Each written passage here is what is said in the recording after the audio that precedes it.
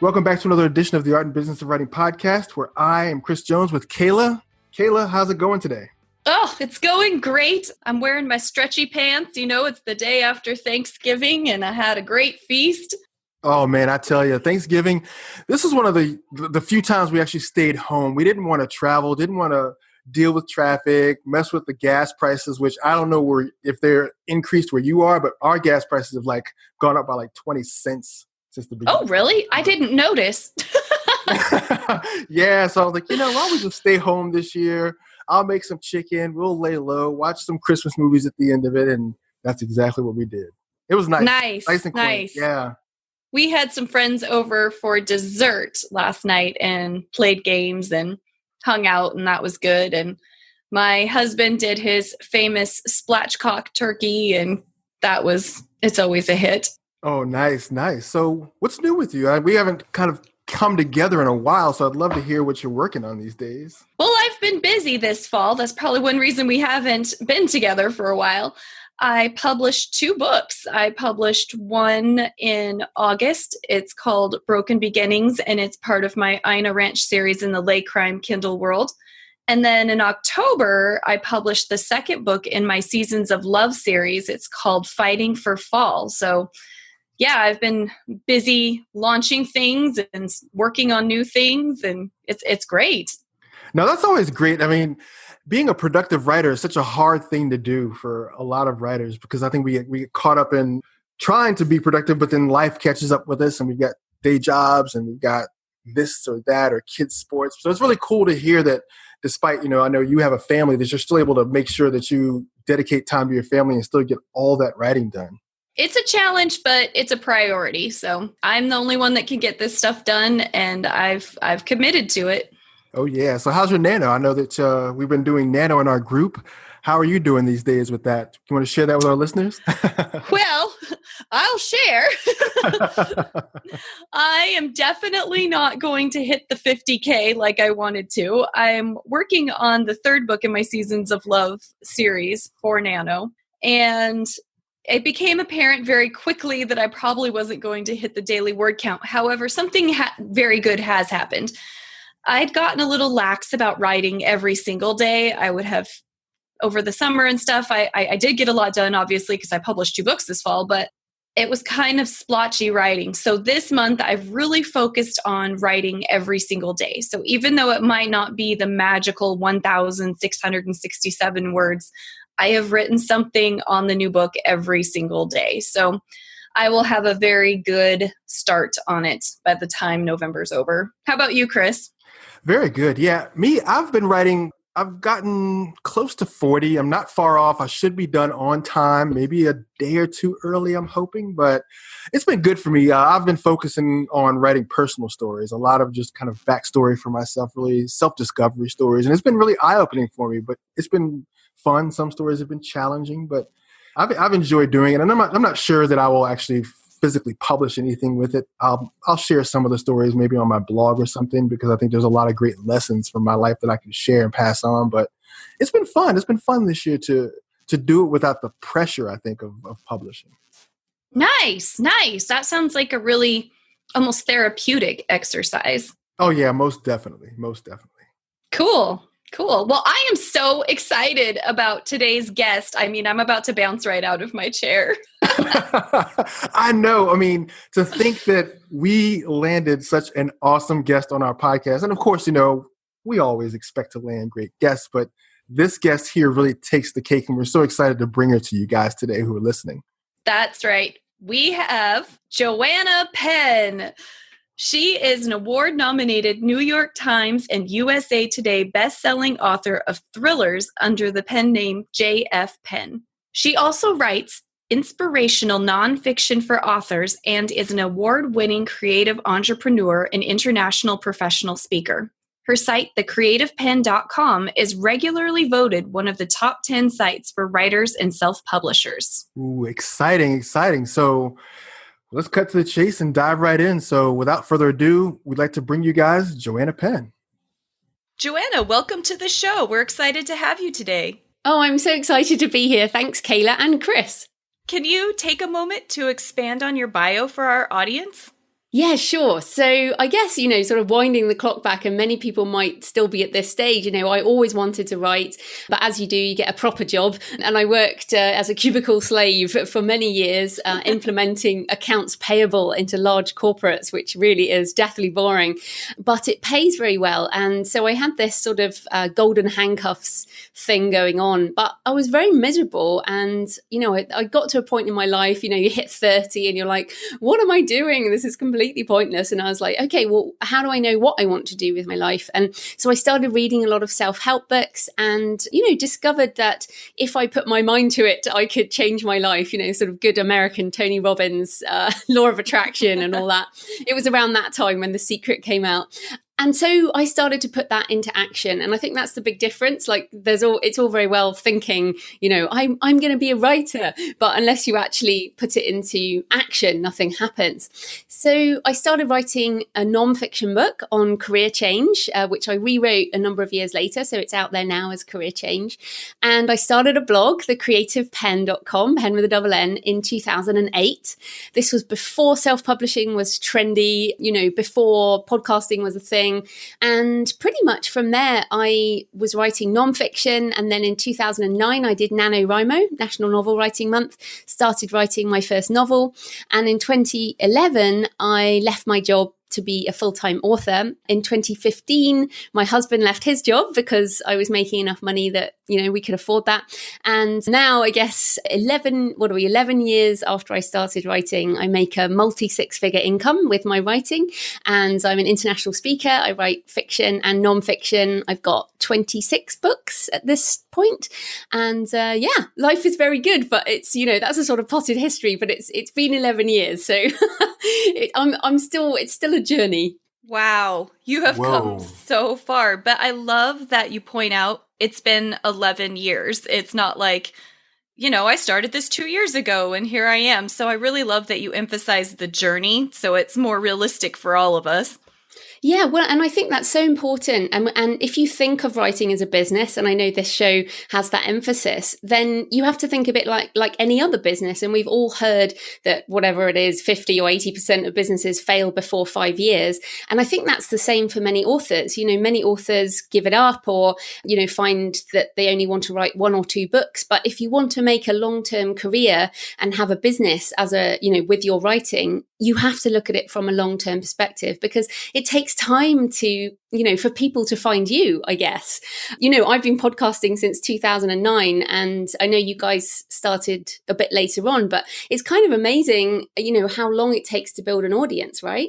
Yes. It's a slow go and very organic. I don't think there's any major tricks or anything these days that just boom, grant you an audience. It's a snowball, I believe. Yeah, definitely. I don't think there's ever been any tricks with anything. There is no get rich quick. It can be a get rich slowly. I think that's the thing with writing, because with intellectual property rights, and licensing and the internet and the way we can reach an audience worldwide, I really think now is the best time to be an author. So it's very exciting if you take control and learn along the way and try new things.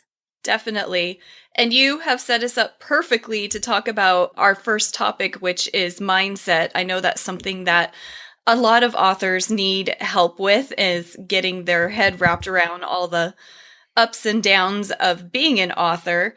And so you've written a book about it. So I thought maybe we could talk about that. Yeah, sure. The Successful Author Mindset, which I put out last year. And it came from, I wrote a blog post about the roller coaster of being a writer, that feeling that, I love writing. It's the best thing. It's all I want to do. And then I hate writing. It's such hard work. It just takes it all out of me. And, I want to be rich and famous and be like, have a film thing. And then I want to be on my own and I don't want anyone to know who I am. So no one will ever attack me. And there's all these kind of dualities on the mindset side, the self-doubt, the fear of failure and rejection and judgment. And we all go through the same stuff. So when I wrote that book, it's okay, we all feel this type of approach. Right. No, that's so true. And I'd like to unpack some of those thoughts in broad strokes if we could. I mean, because you do talk about the relationship between writers and self-sabotaging behavior like doubt, like fear of failure, and even perfectionism, which I think really is a bane for a lot of writers. How can authors spot these habits and patterns creeping into their life and their writing? Right. Well, I think the main thing is once you understand that everybody feels this way, is to kind of acknowledge those feelings and don't let them drag you down. So if you're feeling self-doubt, it's okay, I'm feeling self-doubt. What are the practical things I can do? So, for example, when you feel that your writing is a pile of crap, which many people do, many writers who've been writing for sort of 40 years feel their writing is a pile of crap. You can, as independent authors, this can be particularly difficult. So the main thing is, use professional editors. So go through a professional process to make your work the best it can be, and then get it out there. And I was talking to someone this weekend at a writers' conference, and really the difference between the professional writer that who has self-doubt and the other writer who hasn't yet published is that the professional writer is just living with that self-doubt. So acknowledging that it's there and doing it anyway. It's that kind of feel the fear and do it anyway type of thing. So that's one thing, is kind of acknowledging that it's happening and acknowledging that other writers have this, and you just have to publish, and you just have to take that as part of the creative journey. And then also, I think, another thing would be developing professional habits so that you have a framework for your creative process. So, for example, this morning, we're talking in my afternoon in the UK. And this morning, I was actually in the cafe at sort of 7:30 my time, because it's getting dark now. It's autumn. I'm normally there at 7. It was just so hard to get up. But I'm there first thing in the morning, and I do my writing. And, sometimes it's great, sometimes it's not great, but that's what I do. I go and do that. And if you have those kind of creative frameworks that you can do, and you don't question whether or not you do them, like brushing your teeth is one of those habits, you just do it, then that will help you kind of live with some of your doubts and fears. Yeah, that makes a lot of sense. So what can you say about comparison? It's really hard these days with social media, and so we can see what other authors are doing and how successful they're doing, and then we compare ourselves to them and feel discouraged. Why should we not compare ourselves to other authors? Yeah, it's a really great question, and it's something I struggle with all the time as well. I call it comparisonitis, and it's this kind of, because I don't like the word envy, because envy implies something really negative, as in, oh, I wish that they were torn down so that I could rise up, type of thing, and that's definitely not healthy. But I don't think we can stop ourselves comparing ourselves to other people. So I look at someone like Stephen King, and I'm like, oh my goodness, I wish I could be Stephen King, and then I'm like, okay, he's 70. So I'm 42, and I'm like, could I be the kind of writer Stephen King is by the time I'm 70? Yes, I could, by applying what he has applied to his writing life, which is consistent writing over, I think he started when he was like 14 or something. So, so this is the way to use comparisonitis. It's, okay, why am I feeling this way about this particular person? Because it's interesting, we don't feel this way about everyone. So let's take Hilary Mantel, who, if people don't know, has won the Man Booker Prize several times. Wolf Hall was her most famous book, historical novelist. And the woman that, when I wrote my first novel, my mum said, why don't you write something nice like Hilary Mantel? And I was like, okay, right. But the comparisonitis, I don't feel like I want to be her. She's won these literary awards, but I don't want to be her. So that's fine, because I know that I'm not aiming to win a literary award. Although that might be nice, I do want to have my books made into films and TV shows like Stephen King. I want to be as well loved as Stephen King, and let's face it, as rich as Stephen King. Right. And writing genre novels. So this is the thing. So I am not comparing myself to Stephen King as he was in his 40s. I'm comparing myself to him now, and that's wrong.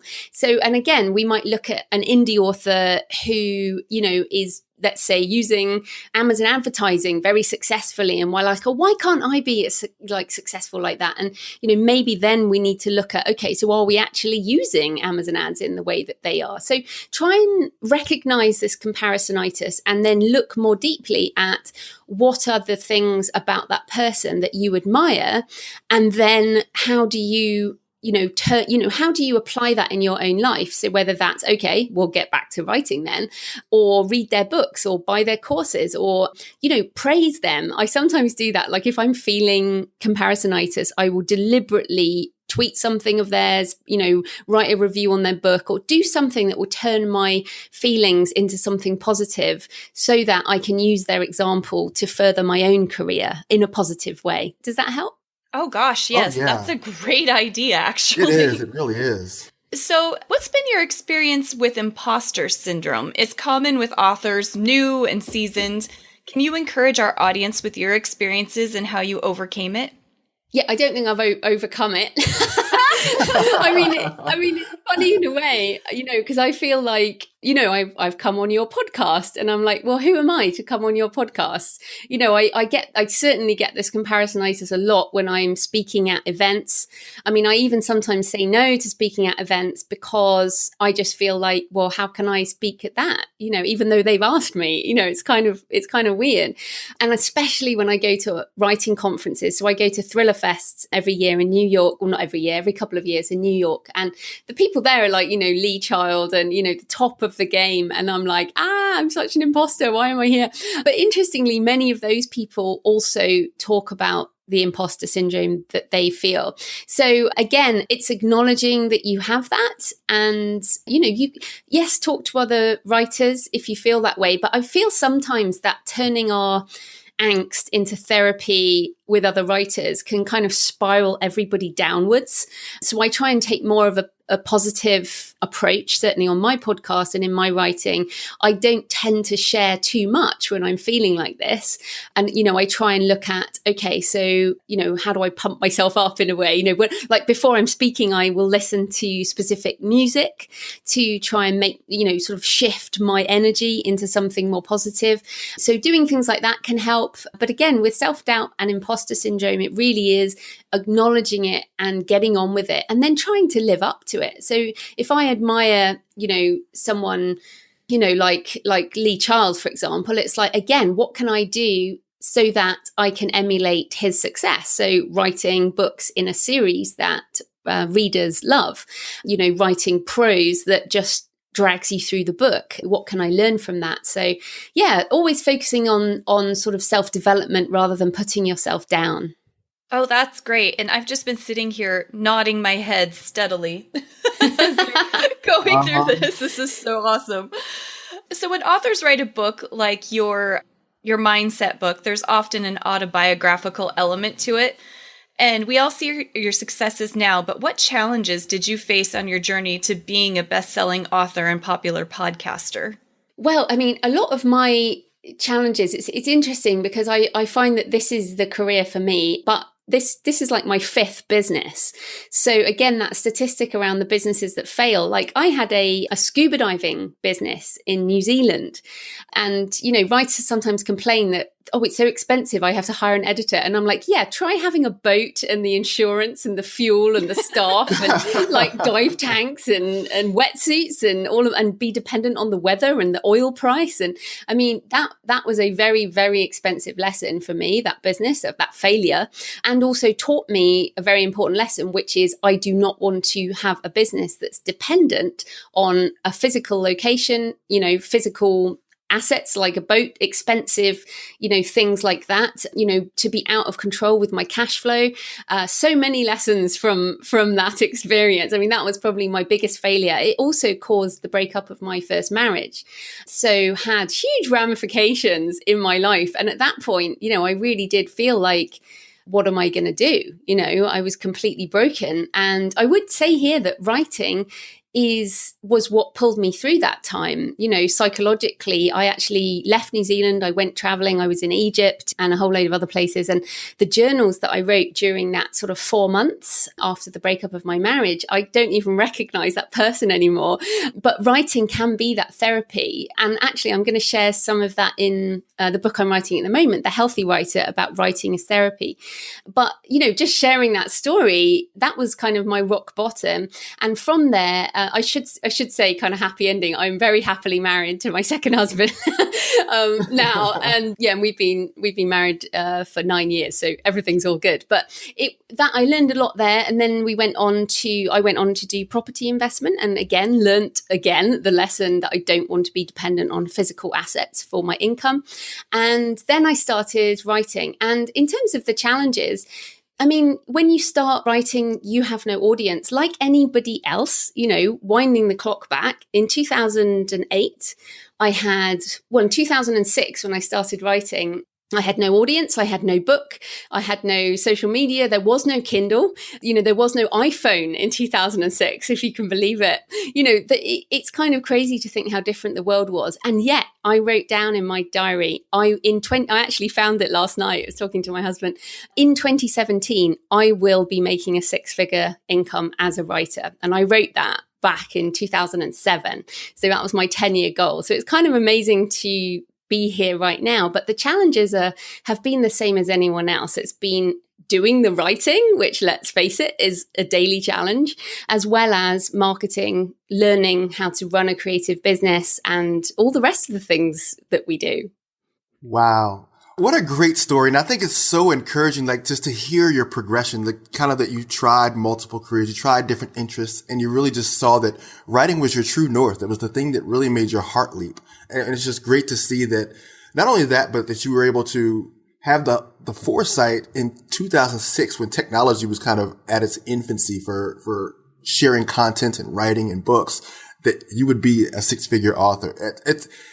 I love hearing those mindset stories. It's so inspiring. Thanks for sharing that. Oh, no worries. And I would really encourage people to write down your goals. Like, I really am a fan of writing down your goals. And they might be, short-term goals, 10-year goals, big goals, money goals, success goals. I have written down, one of my books, or, my books will be made into film and TV. I write that down every year. And I want to be a 7-figure author. And, given my trajectory financially as a writer, it is simple maths. I know people who make 7 figures, 8 figures, and they just have multiple more books than me. So I know that if I keep writing at the pace I'm writing, then I will get there. So this is the thing. I think we overestimate what we can achieve in a year, and we underestimate what we can achieve in 10 years. I'm pretty sure that's Tony Robbins or someone like that. But, you can do so much over time if you consistently put in the work. Wow, that's powerful. I like that. I like the over and under. That's really good. Now, on the other side of that, you're also known for your marketing skill. You've always had a finger on the pulse in the industry. That's one of my favorite parts of your podcast, is just your opening, where you really talk about what's happening and trending in the industry. How do you recommend authors stay on top of the market the way you do? Oh, listen to my podcast, clearly. Yeah, I mean, there are definitely, I really recommend the Sell More Book Show podcast with Jim and Brian. They report on it's a weekly podcast that does news and tips, marketing tips specifically. The Self-Publishing Formula podcast also focuses on marketing. I try and do much wider topics on my show, but the reason I've this year republished How to Market a Book is the updated 3rd edition, and it's a big book, is because I'm kind of a student of this stuff because I want to sell more books, and it's funny because what we become known as is kind of hilarious, because the reason I got into marketing is because in 2008 I was sitting on 2,000 print books in my garage and I realized, oh, okay, now they're in my garage. How do I actually sell these books? Like, I literally did that classic mistake of, oh, now I have a book, everyone's going to want it. But this, again, before Kindle, before CreateSpace, that, how you couldn't do it then. And you had to ship things from your garage and no one knew who I was. I didn't even have a website. So it was like, okay, now I need to learn marketing. So my degree is in theology. I don't want anyone to think I have a degree in marketing. It's all self-learned. So if you're feeling that marketing is like, what do I do? Then you learn it over time, like everything else. It's just something that you can learn, and it can be as creative as other things, like we're so lucky to have things like Instagram and Pinterest now, where we can do visual marketing, and marketing can actually be fun. That's what I want people to think. Yeah. And you know what? You segued right into my next question, because I wanted to ask you, what are some, just give me 5 examples of really fantastic ways that you've marketed and promoted your books that are really creative, that our audience can actually implement. Okay, well, there's creative versus what really works. So, let's talk about what really works. And if it's creative, then it's creative. Yeah, exactly. Let's go for what really works first, which is using email list services like BookBub, FreeBooksy, Booksy, Bargain Booksy, and all of those types of services. I mean, at the end of the day, I met an author the other week who basically doesn't even bother doing anything else. All she does is stack ads with these email services. And there's lots of them. You know, every week, basically, she's doing a different paid promotion on her books. So that's definitely would be my number one tip, especially if you don't have a market, an audience at all. This is definitely a good start. Then, building your own email list is obviously a good idea, because then over time you can kind of wean yourself off those paid email lists. So that's really good. But I guess in terms of creativity, one of the thing that I have built my business on is content marketing. And I think content marketing gets a bad rap these days. I don't know why, but content marketing is basically blogging, podcasting like we're doing. So this is content marketing. It's kind of longer form content that is held on your website. So it's not social media. It's not Facebook. It's not Twitter. It's not Instagram. It is things like blogging and podcasting, long form content that people get a lot of value out of and that is more evergreen.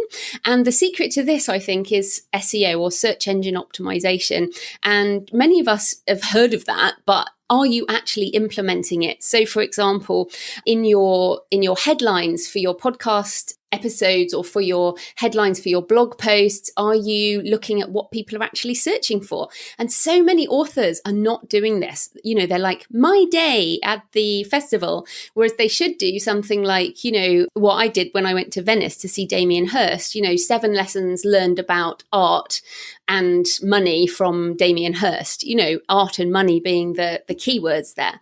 So thinking about that, and I'm doing it with my fiction as well at J.F.Penn.com. So for example, 7 ways that the world is going to end. Because I wrote a book called End of Days, which is kind of an apocalyptic one, or 15 strange things to do in New Orleans, or New Orleans, as it is, stuff like that. And I have several books with New Orleans in. So these are the types of things you can do that are creative, but also focus on the audience. Okay, so that's 3. I mean, then let's just do 4. So finally is the image, yes. The image marketing. So with an image, you can, with one image, so say, and I love graveyards. So I say this a lot, I'm a taphophile. I like going to graveyards and taking pictures of sculpture and, beautiful things like that. People send me graveyard images from around the world now. But when I take a picture at a graveyard or of a sculpture or something, so I take the picture, so that's doesn't take long at all. Then I put it on Instagram, on Twitter, on my Facebook page for whichever author brand it's related to. I put it on Flickr, and then I'll send it out to my email list in my next newsletter. So one image that can bring your words alive. And I think, again, authors don't use images enough on their websites. The web now is going more and more mobile, and we're so used to, flicking through things on social media, and images are the things that will make your content stand out. So definitely think about image marketing, whatever you're doing. Wow. Yeah, that's great. So I'm going to rephrase my question a little bit, because obviously our audience can tell just by our talk with you so far that you're one of the most successful self-published authors in the industry. What are the best advantages authors have over traditionally published authors? Well, and again, it's funny you should ask this, because I spoke this weekend at a conference that was very much aimed at traditionally published authors. And I was meant to talk about marketing. And as I said, the very first thing, the biggest thing with book marketing is a price promotion. So indies, this is very easy. You can very easily lower your price to 99 cents or free, and then pay for something like a BookBub or a free Booksy, and send your book rocketing up the charts with a short time price promotion. Now, if you don't have control over that pricing, it's very hard to do this. So I would say, right now, price promotions are the biggest thing that sell books. I hit the USA Today list last year with a price promotion on books that were 5 years old. So, you don't even need to do it with a new book. So I think price is definitely one thing that we control that's awesome. The second thing would be cover design. So when you're traditionally published, most authors don't get a say. And if you do get a say, it's a very small say in the cover design. And many authors are very unhappy with the cover design from their publishers. And if they get the rights back, they often change the cover. So for indies, changing our covers again is very powerful. So I have relaunched and rebranded a number of my books with new covers, and then put them, say, into new categories, which we can also control. And that really, really helps, because often, you think a book will hit this market and then it doesn't. So you need to change it up a bit. So relaunching your book with a new cover, even a new title, and then changing your price, sending it up the charts in a new category. This can be incredibly powerful. And then the other thing I think for indies is speed. With traditionally published authors, they are very often sort of limited to publishing once a year, which with the sort of growth of ebooks and Kindle, many readers want more than that. And also length of the book. So most of my traditionally published friends have to write sort of 100,000 word books, but I can write 2 books at 60,000 and sell them at the same price and make 70% royalty and, do 2 in a year. So I end up making a lot more money. So, I personally think there are a lot of benefits to being indie, which is why I am indie. And I think if you have a business mindset, then it is the better way. However, many authors don't have the business mindset and want someone to do all that for them and might not be concerned about money. So if you're not so concerned about money and the business and all that control, then traditional publishing might be the way. Now, if I did get a deal for something that was awesome, like film and TV rights or foreign rights or, other stuff like that, then hey, I'm up for it. but I love the control we have as indies. It really is just fantastic. Yeah, I totally agree. I love being in control of my stuff. And I hear about people who have lost control and really wish that they had it. Yeah, absolutely. Did you have a question, Chris? No, I'm just taking it in. It's fantastic. I love. I came off a book festival this past weekend, and we had like 140 independent authors there, and it's such a cool thing to see the creativity that comes out of the indie market. And I wish that more people in a general audience space really could see that, because I know a lot of times people gravitate towards the big box stores, the Barnes and Nobles, or the Books A Million, or the big box stores to see all the traditionally published stuff. But there's so many cool and creative things that come out from indie authors that people just aren't hip to. Yeah.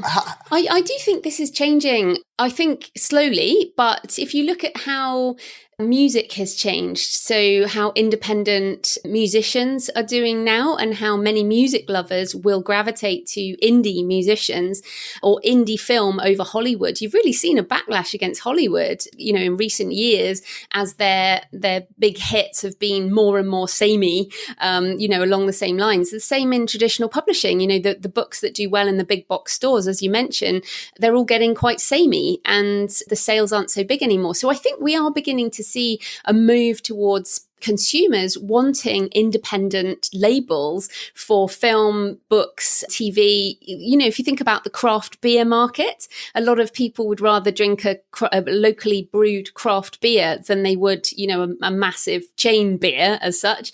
Yes. So I do think things are changing. I think particularly amongst millennials and amongst whatever the other people are underneath that. Is it Gen Z or whatever? Yeah. People in their 20s and 30s don't care so much for the massive brands and are looking much more for the more handmade, the more artisan type of stuff. So I have, and as you say, the energy is there too. And so I think that will communicate itself over time. Yeah. So I want to change tack just a little bit and ask you about Patreon. You've been using it for your podcast. And I'll admit, this is a selfish question. I'm very curious how it works for you. And if you could explain to our audience exactly what Patreon does for you. Yeah, sure. So Patreon is incredible. So it's Patreon. So if people want to have a look. And the idea behind it is that in history, most creatives have been funded by patrons, people who support them financially so they can do their art. And I think really it started in the sort of comic book and, physical drawing art space and has now moved into writing, into all kinds of things. It's really interesting. I support a number of podcasts on Patreon, as well as authors who, are incredible and need support. And this is the thing. So you can go and have a look at on patreon.com, have a look. It's a bit like Kickstarter in that it's independent creatives, but Patreon is a recurring model. So instead of paying for one big project and then you get a book or you get something at the end, Patreon is like a recurring monthly subscription where you pay a small amount every month.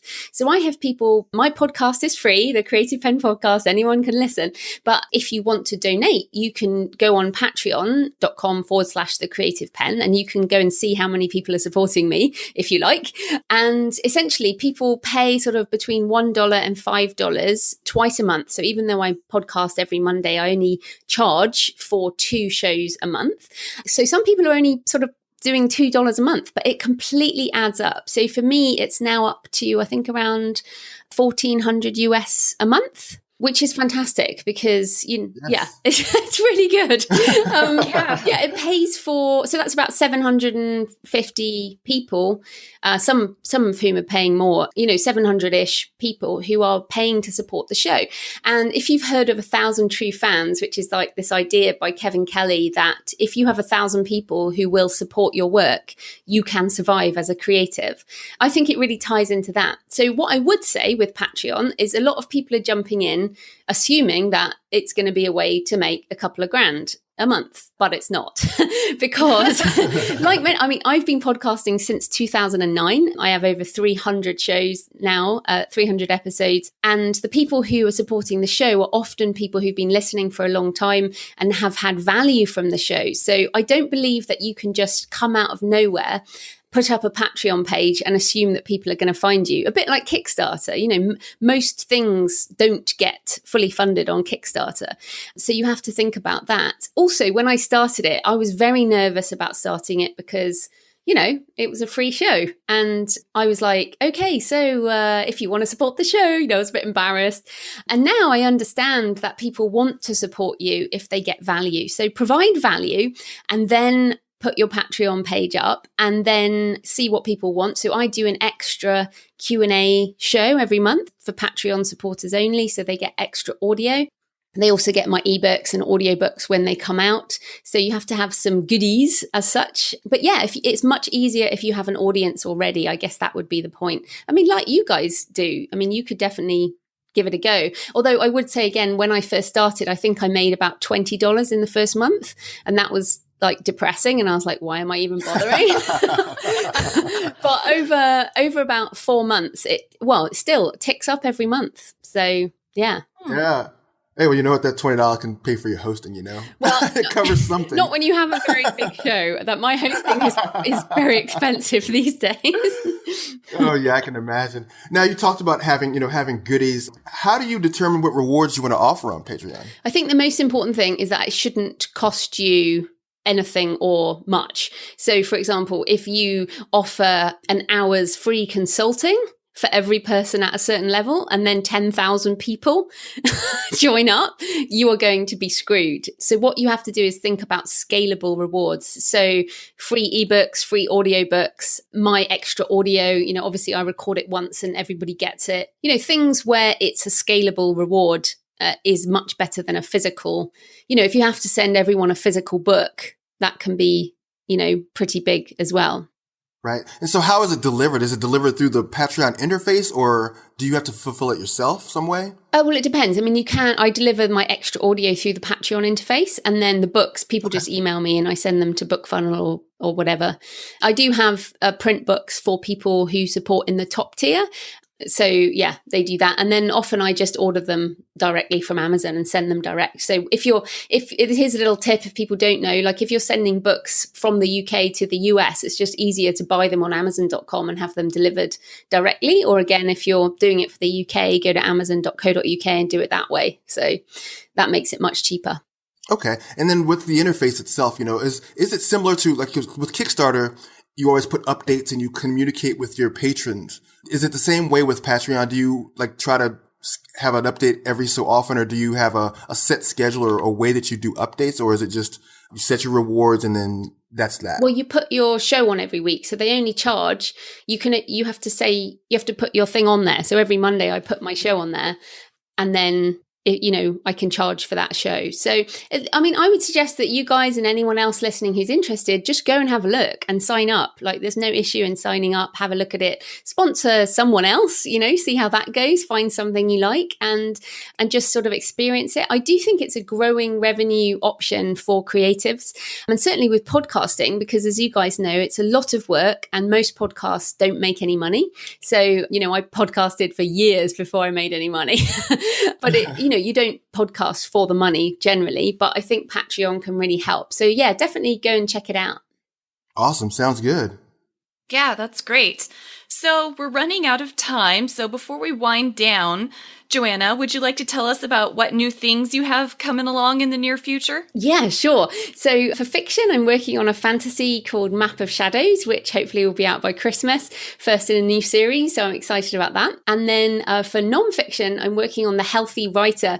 As I mentioned, with the author mindset book, that really sort of hit home for people because everyone experiences self-doubt and all that. And in the same way, I did a survey on the Creative Penn and we had over 1,200 authors reply. And everyone, well, not everyone, but a lot of people are suffering from back pain and headaches and eye strain and stress and burnout and, RSI and, weight gain and just a whole load of things that everybody has issues with, because writing, although psychologically great in many ways, is physically very difficult for our bodies. And if we want to do this for the long term, then we have to look after our bodies. So I'm co-writing that book with a medical doctor. I'm not just doing it off the top of my head, which is good. And it will cover all of those, most common issues that we have. And I've also got a friend who's a poet who has bipolar, who's writing about depression. And we're really trying to make people feel that pain is something that you can deal with. So I'm really sharing a lot of my pain journey around back pain, for example, and headaches and migraine, and also, my own sort of psychological mental health with being a writer and how I've used walking and yoga to help make that better, and how to manage stress and all that, because it's so interesting. I mean, what we've done with the indie world is, we are independent, and yet more and more indies are working harder and harder and harder because of the 30-day algorithms and the 90-day cliff and, voracious readers in some markets. And many indies are getting sick. So what we want to do with this book is really try and help people. So that will be out in January 2018. And that's The Healthy Writer. Very awesome. Exciting. That's very much needed. I'll tell you that. Thank you. For sure. So, Joanna, what's the best way for people to connect with you and find your books? Yeah, sure. So thecreativepenn.com, pen with a double N, or you can come and check out the podcast, The Creative Penn, on all the usual sites. I'm on Twitter @The Creative Penn. You should probably find me anywhere like that. And my all my books are on all the usual places, in ebook, print and audiobook. And my fiction is at J.F.Penn.com, F for Francis. So yeah, those are places to find me. Wonderful. Well, Joanna, thank you so much for joining us today and inspiring our audience with your wisdom and stories. I know that I've been scribbling this whole time you've been talking, and I'm sure others will be too. Oh, well, thanks so much to you both for having me. I really appreciate it. Yeah, no, you were fantastic. Thank you for joining us. Hey, author, Chris here. I want to tell you about a program that I'm really excited about called Group Gold. For a long time, I would post on my Facebook fan page only to find crickets. Very few interactions, very few connections. That is before I discovered Facebook groups through the program Group Gold. Facebook Group Gold program is the most complete one of its kind to help you grow, engage, and monetize your Facebook group. Mark Mawhinney, the program creator, will walk you through every aspect of how to create, manage, and run your Facebook group so that your tribe is coming to you. It makes it easier, doesn't it? When you've got people interacting with you because they want to be there. That's the beauty of Facebook groups over Facebook fan pages. Ever since I started the Facebook Group Gold program, I've been growing my group, building my audience, and I've got people in there who are active and who want to be there, hanging out with me every single day. You can have that too. Just visit my website, www.readywritelaunch.com, and under the offer tab, select Group Gold. Then you can see for yourself the magic of Facebook groups.